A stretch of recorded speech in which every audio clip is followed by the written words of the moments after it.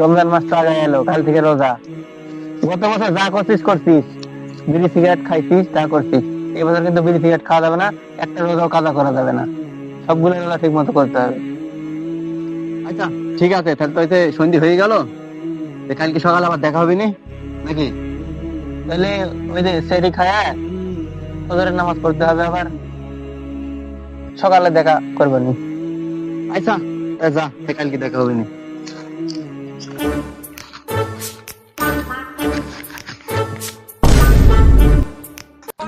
শালা বিড়িও খাইছি, রোজায়ও নাই। বন্দুক কাইকে বললাম বিড়ি সিগারেট খাবো না, বিড়িটা ঝোড় পানি দিয়েই খাই।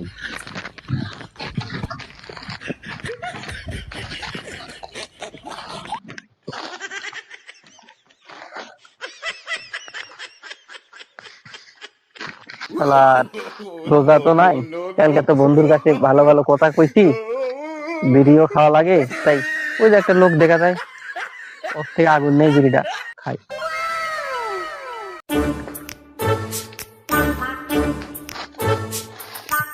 ভাই আগুনটা একটু দেন।